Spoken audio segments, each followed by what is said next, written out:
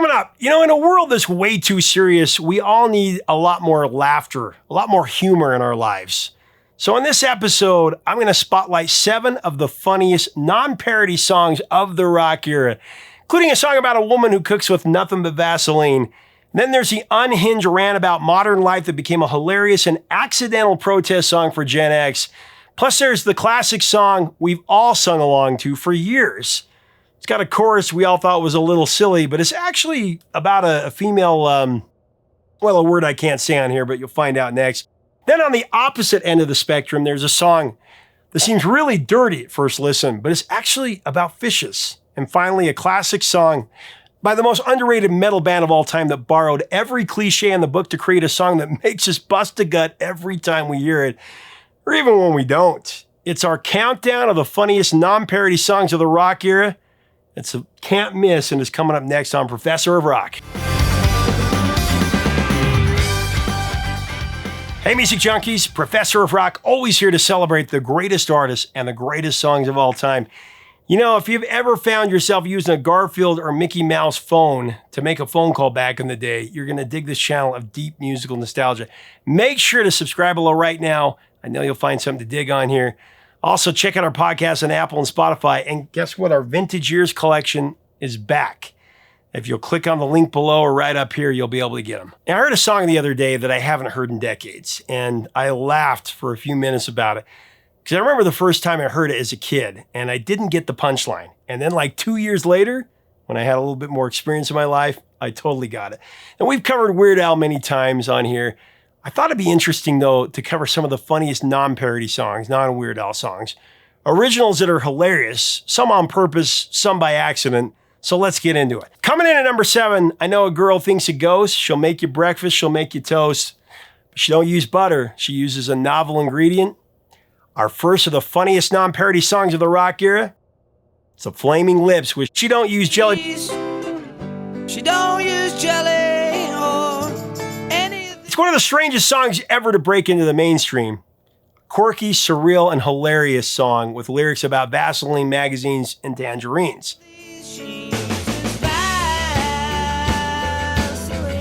Somehow She Don't Use Jelly became the unlikely hit that brought one of the greatest bands of the last 30 years into the forefront.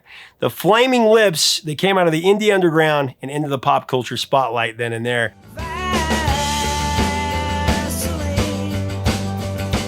But like most Flaming Lips stories, the creation of the song was anything but ordinary. By the early 90s, the Flaming Lips had built a reputation as one of the most unpredictable and eccentric bands in the alt-rock scene. They developed a significant cult following with a cross-section of garage and folk music fans. Frontman Wayne Coyne was known for his imaginative lyrics and his experimental sonic choices. But here's the thing, even Wayne Coyne admitted that She Don't Use Jelly was just flat out weird.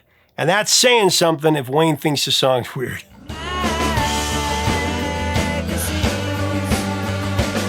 It was completely unplanned, as I understand it. Now, the band was working on their 1993 album Transmissions from the Satellite Heart, and Wayne wanted to write something simple, almost absurdly so. Just to break up the heavier tracks that they were working on, bring something different to the table. And what he came up with was a 3-chord ditty full of bizarre character sketches. A woman who uses Vaseline on her toast, a man who fixes his hair with magazines, and a girl who thinks of tangerines when she's kissing.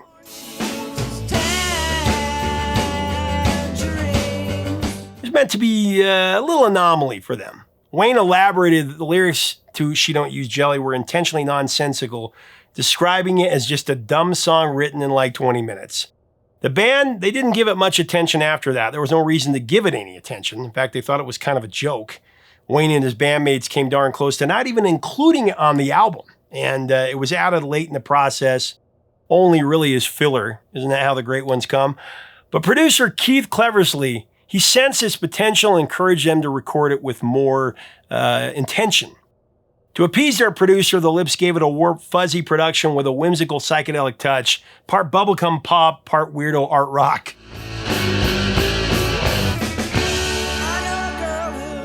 After the album's release, though, something unpredictable happened. Alternative radio stations started playing the hell out of it.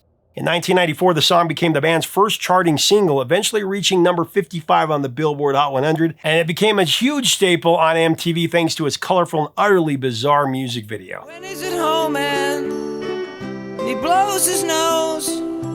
But actually, you got to give some credit to Beavis and Butthead for this one. They had a hand in this rise for sure. The animated duo watched the video in one episode with Butthead declaring, "This band rules." College music. Yeah. You can tell because that dude has orange hair. And that episode aired right when radio programmers were still trying to figure out whether to take a chance on the track, and airplay surged right after that. Now, She Don't Use Jelly led to the Flaming Lips appearing on, get this, Beverly Hills 90210. Do you remember that?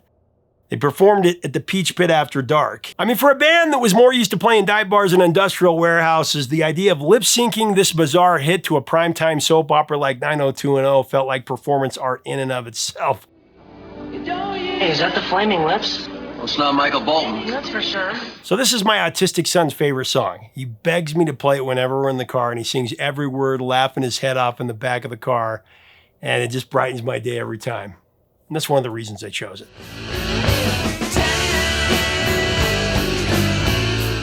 Coming in number 6, it's the song all about white boy pain. You know, I've always greatly admired Rockin' the Suburbs by Ben Folds for its clear-cut sarcasm. I mean, he had the guts to compose a song that was exposing what was going on in the music industry right then. I'm rocking the suburbs. Ben Folds has always had a knack for combining clever wit with killer piano chops, but with Rockin' the Suburbs, he unleashes inner smartass in full force. It's just like Michael Jackson did. I'm rocking the suburbs. Fans like me couldn't get enough. Released in 2001, the song is a sharp comical send-up of suburban angst, manufactured rebellion, and the rage of young white men who think they're hardcore, even when they live in cul-de-sacs. Ben Folds wrote Rockin' the Suburbs after watching the rise of nu metal bands like Korn and Limp Bizkit, especially Limp Bizkit, whose angry lyrics and aggressive personas often seem completely disconnected from any real struggle. He used to shake his head and laugh at the poser aggression that he felt was all for show. It's one of those days where you don't want to wake up. Everybody sucks. Ben, who'd grown up in suburban North Carolina, couldn't help but notice how ridiculous it was to hear guys who went to private school singing about pain and oppression as if they've lived through a war zone in a third world country. So he decided to poke fun at the nu metal with a smile and a bit of a mocking sneer.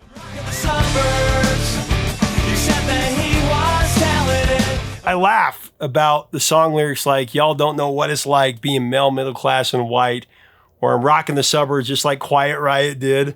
Let me tell y'all what it's like being male, middle class, and white. The words drip with irony, brilliantly mimicking the self-pitying tone of aggro rockers of the early 2000s. Ben even mimics the over-the-top growls and guitar-heavy production you'd expect from nu metal songs.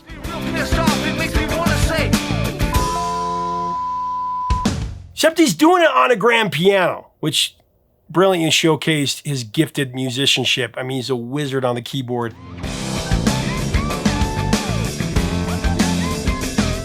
And I love the other lyric, "Rockin' the Suburbs," just like John Bon Jovi did.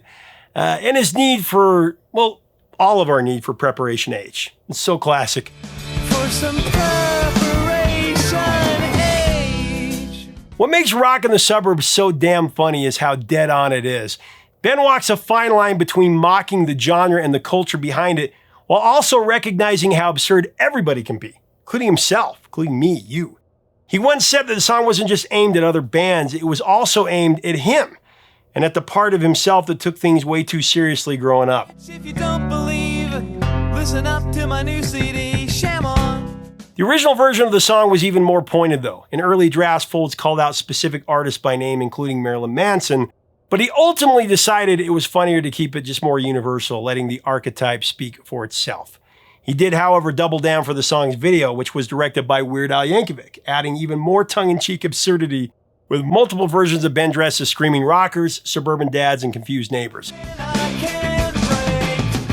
I'm rocking the suburbs. In 2006, Rockin' the Suburbs got a second life when Ben Folds rewrote the lyrics for the animated film Over the Hedge, turning this into a kid-friendly anthem about animals crashing suburbia. 'Cause I can't tell which house is mine. We're rocking the suburbs. Coming in at number 5, it's a tip of the hat to my buddy Justin Hawkins, who absolutely kills it on this classic. I Believe in a Thing Called Love by The Darkness.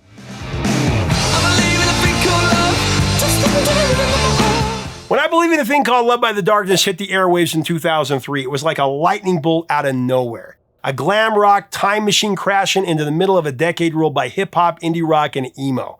With its soaring Hawkins falsetto, face-melting guitar solos, and over-the-top bravado, the song was both a throwback and a complete original.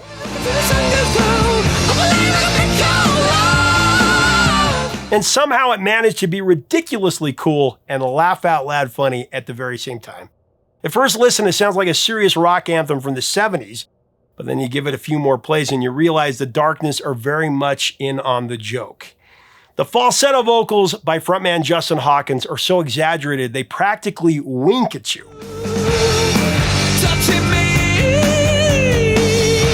The lyrics are straight out of a rock cliche playbook, but delivered with such sincerity and theatricality that they become something even greater. I would call it bombastic rock. I Believe in a Thing, it sounds like Queen and acdc and Spinal Tap got together, drank a few beers, and dared each other to write the ultimate rock song together. Every minute, every hour, every day. What makes it so cool is that The Darkness never break character. They commit to the glam rock fantasy completely. Justin Hawkins strutted around in a skin-tight catsuit, the guitar riffs are lightning sharp, and the music video is pure sci-fi camp. Complete with spaceships, laser battles, and shirtless rock poses on the moon. It's absurd in the best way possible.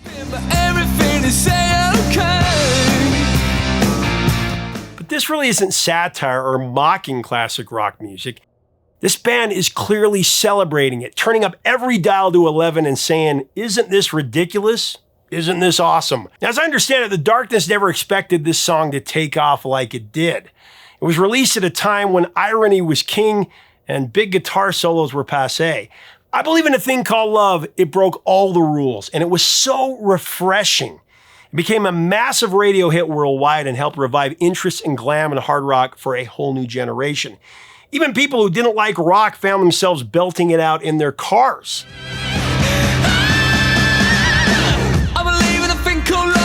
The single rocketed to number 2 in the UK and Belgium. It went to number 5 in Ireland, number 6 in Canada, number 1 in Paraguay. They know what's up in Paraguay.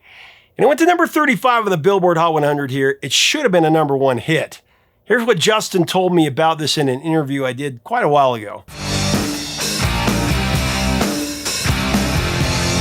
I love it when you hear a song and you're not expecting it, and you just hear a song and it like knocks you out. It's like, what is this? It's almost like, the first time you've ever heard rock and roll again.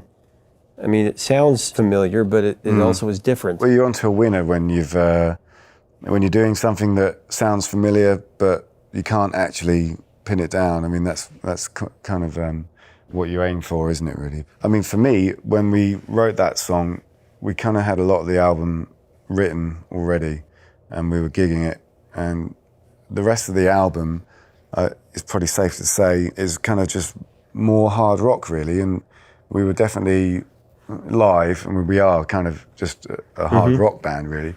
And that song was kind of the odd one out. For me, personally, I was like, we'll try it out live, but I'm not sure it's going to fit in with the other stuff.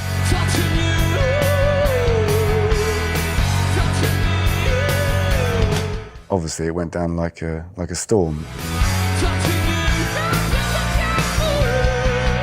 Coming in at number 4. Next up on our feature of the funniest non-parody songs is Harvey Danger with Flagpole Sitta.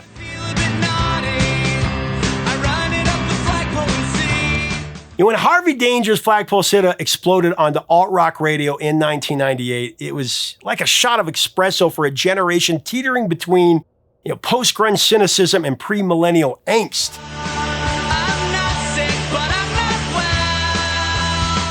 I mean, with its rapid-fire lyrics, its snarky attitude, and infectious chorus, the song hit like a witty, slightly unhinged manifesto for every sarcastic outsider who felt too smart and too fed up for the world around them. It's exactly that balance of funny and cool that made it so unforgettable. Over 27 years since its release, it's held up really well. I mean, it still sounds fresh.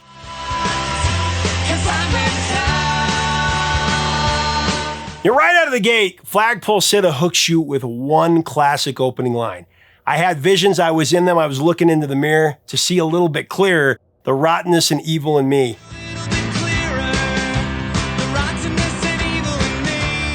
It's got an ironically dramatic twist to it, this song. And it's totally self-aware. And that's the trick. Harvey Danger wasn't trying to be overly deep or brooding like some of their alt-rock peers. They knew exactly how self-important that level of introspection could be. And they played off it.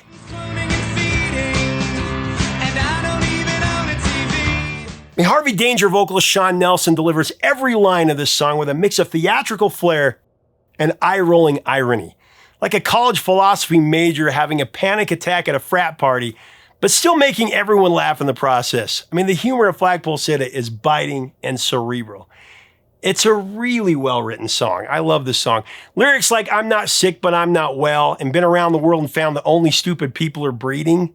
That taps into the Gen X Nirvana hangover with surgical precision, I'm telling you. Been around the world and found that only stupid people are breeding. There's angst and comedy. It's poetic, but not angry. It's a song for anyone who's ever felt overwhelmed by the absurdity of modern life and decided to scream about it in the most clever way possible. Flagpole Sitta was recorded by a bunch of college students in Seattle, originally intended for their self-produced debut album. They never expected it to become a hit, of course, but when a local alt-rock affiliate, The End, picked it up, it just snowballed. It eventually became a massive anthem, really a protest song, a staple of a late 90s rock radio, climbing to number 3 on the alternative rock chart, number 33 on the mainstream rock chart, and number 32 on the Billboard Hot 100.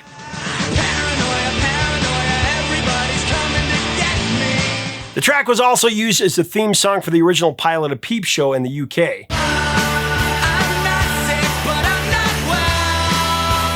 Despite its success, Harvey Danger resisted taking a conventional path, and they never chased another song, quite like Flagpole Sitta, probably because that was a one-of-a-kind track that would have been impossible to duplicate. It's a masterpiece for sarcastic misfits everywhere, and the best part of it is at the end when they sing defiantly, "Hear the voices in my head, I swear to God it sounds like they're snoring, but if you're bored, then you're boring. The agony and the irony, they're killing me." Oh, I love it. Every time I hear it, I sing along.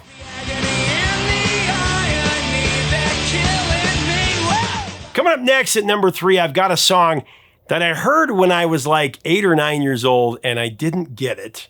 And then like a year or two later, I got it, and I laughed my head off. I recorded it off the radio. I showed it to my friends.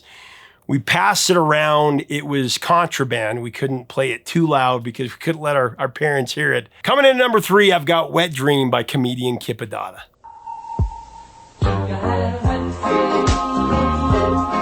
Released in 1984, Wet Dream is a rapid-fire barrage of aquatic puns delivered with such straight-faced seriousness, you cannot help but laugh. I mean, when I listened to the song recently, I still felt like my parents were going to burst in my room at any moment and punish me and take away my music listening privileges, which happened plenty back then. Like I said, I had to turn it down low. She said things I just couldn't fathom. She was too deep, seemed to be under a lot of pressure. The title is obviously risque, but that's what makes Wet Dream so funny and interesting. It isn't just the fish jokes. It's the commitment, it's the cleverness, and the razor-sharp wordplay that made it a cult classic. I mean, the tune plays like a noir detective story, except instead of chasing criminals through back alleys, our hero is navigating a sea of seafood double entendres. I mean, it's laden with funny innuendo all throughout. It's about a series of events that happens while the singer is cruising downtown Atlantis, the underwater city, in a leap year, I might add. It was April the 41st, being a quadruple leap year. The singer's car is a rented Stingray, and then the car overheats and has a blown seal, which are metaphors for his own problems. The car troubles, really the whole song, create a humorous parallel with his romantic misadventures in the oft-repeated chorus, Wet Dream.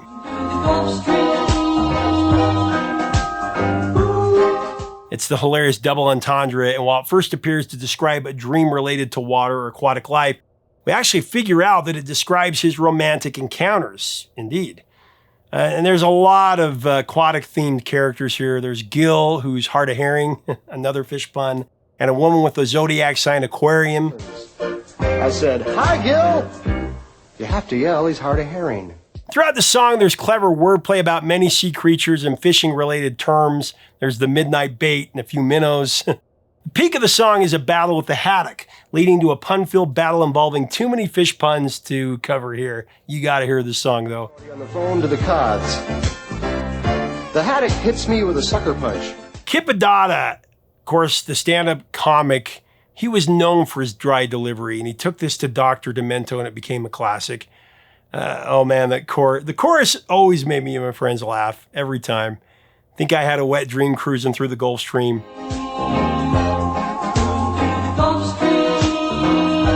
Like I said, every line is a play on words. It just gets more and more ridiculous as you get through it. And Addotta's delivery is what makes the song work so well. He narrates it in a slick, hard-boiled detective voice like he's one of those old-time crime dramas.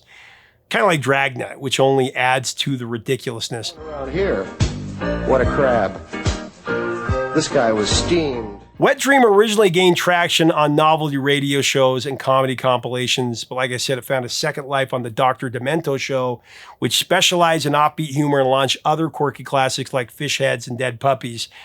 For fans of clever comedy and groan-worthy puns, Wet Dream became an instant favorite, and that's why I gotta hand it to Kip Addotta. His creation managed to stay PG rated while being totally suggestive. He didn't cross that fine line.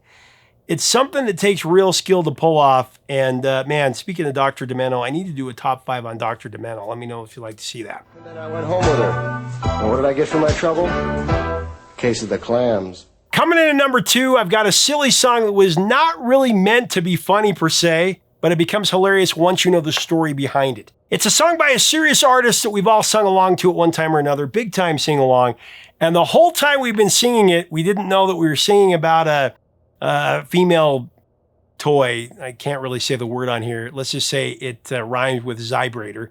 It's called Mellow Yellow. Who would have ever predicted that? They call me Mellow Yellow. Just the thought of it makes you chuckle with a bit of a cringe, but that's exactly what Donovan did with his international surprise smash hit, Mellow Yellow. She mad about me, yeah, the Mellow Yellow.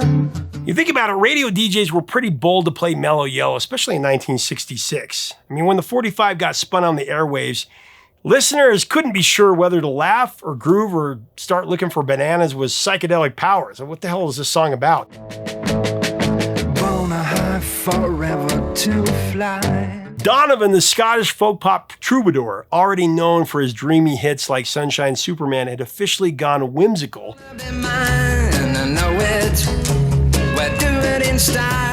And Mellow Yellow was weird and wonderful, and it really, you have to admit, it's irresistible music. When Donovan declared "They call me Mellow Yellow," everyone asked the question, what the hell does that mean?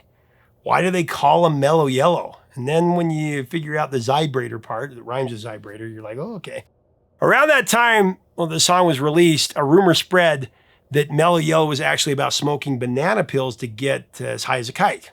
There's no joke about that. A Newsweek article had claimed there were hallucinogenic properties in banana skins, and teenagers across America started drying and smoking them. Probably to no effect other than a sore throat. But the story somehow got tangled up with Donovan's song, giving it an air of sly countercultural rebellion. Donovan went along with the public opinion for a while. His hushed vocals added to the hipster lounge vibe and a little help from his famous friend Paul McCartney. Yeah, that Paul. They call me Mellow Yellow. Paul actually contributed background vocals, but contrary to some information out there and music trade publications, the whispering, quite rightly, that was actually delivered by Donovan, not Paul McCartney, shooting down a long-held rock urban legend. They call me Mellow Yellow. That extra layer of studio flair gave Mellow Yellow even more British invasion mystique, though. Donovan eventually came clean, admitting that Mellow Yellow had nothing to do with smoking banana pills. It's actually the name of a vibrator, rhymes with vibrator, an ad for that he saw on the back of a newspaper. He thought the name could be the impetus for a catchy, amusing little tune, and he was definitely right.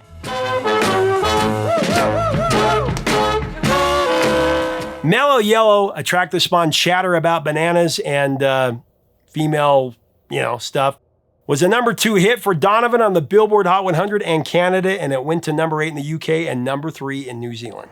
They call me Mellow Yellow. Now, before we get into the story behind the track we selected as the funniest non-parody song of the rock era, I've got an honorable mention. I got to mention the hilarity of a song we all sang as teenage boys and snickered about. It's truly a rite of passage for teenage boys. Talking about Big Balls by acdc.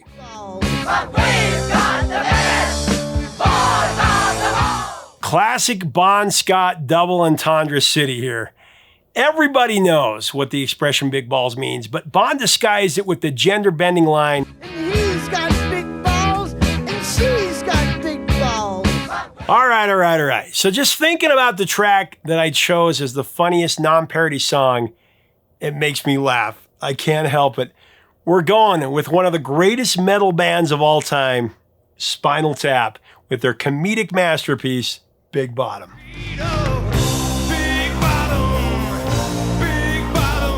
Big Bottom by Spinal Tap is one of the most gloriously ridiculous rock songs ever conceived. And that's exactly what makes it just brilliant.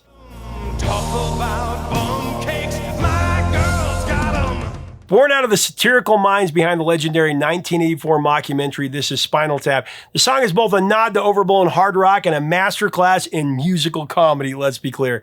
It's so over the top, so unsubtle, and then delivered with such straight-faced bluster that it somehow becomes more authentic than the very bands that it spoofs. The genius of Big Bottom started with a simple question.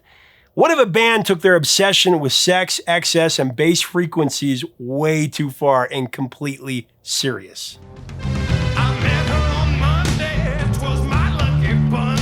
In the world of Spinal Tap, no joke was too outrageous, and Big Bottom pushed that idea to the funniest extreme.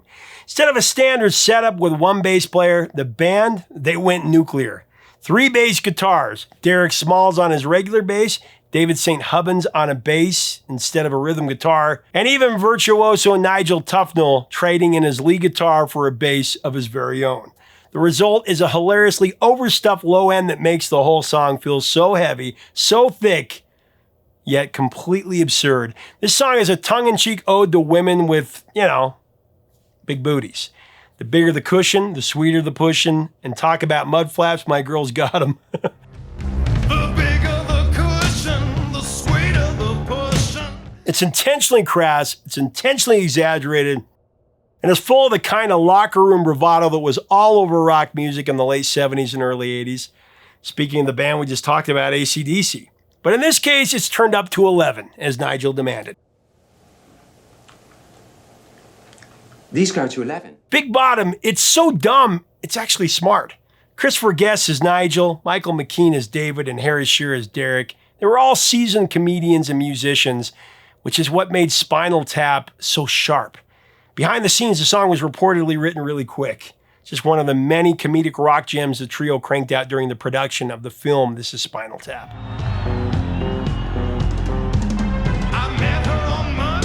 The soundtrack for This Is Spinal Tap was treated like a real album. In fact, Big Bottom ended up being such a fan favorite that Spinal Tap performed it in concert for years, even bringing up additional bass players from the audience to recreate the triple bass effect. The triple bass madness of the original.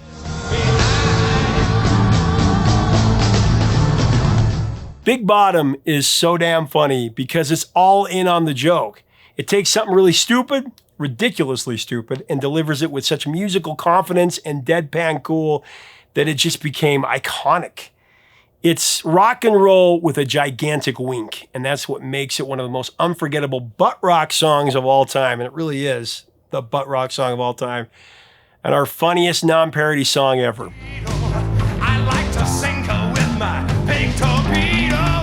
Well, that's it for our episode of the funniest non-parody songs. I'm planning on doing a show on the best Dr. Demento tunes as well. What do you think? I talked about that earlier. Let me know below. What are your memories of the songs?